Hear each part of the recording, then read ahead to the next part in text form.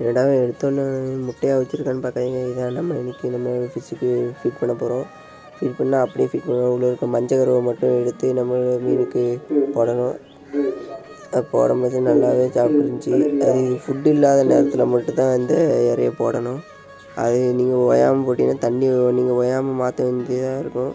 ரொம்ப கலங்கிடும் உடனே. அது உடனே நம்ம முக்கியமான விஷயம் இந்த நம்மளோட ஃபுல் ரெட்டு இதுதான் நம்ம முக்கியமான மீன். ஏன்னா இந்த மீனை வச்சு தான் நம்ம மாடி செட்டப்பில் வாங்கின எல்லா மீனில் உள்ள மணியும் நம்ம ரிட்டர்ன் எடுக்கணும். இந்த மீனை வச்சு தான்.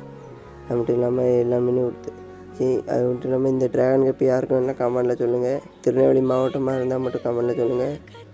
வேறு எதுனா நீங்கள் நேரடியாக தான் வரணும். நான் கொரியரில் என்னால் போட முடியாது. நான் கொரியர் போடுற அளவுக்குலாம் வளரலை நண்பர்களே. அதுக்கப்புறம் நம்மளோட இப்போ செல்லப்பிராணி வந்துச்சு. அதுக்கு மீதி இருந்த முட்டையும் வச்சாச்சு.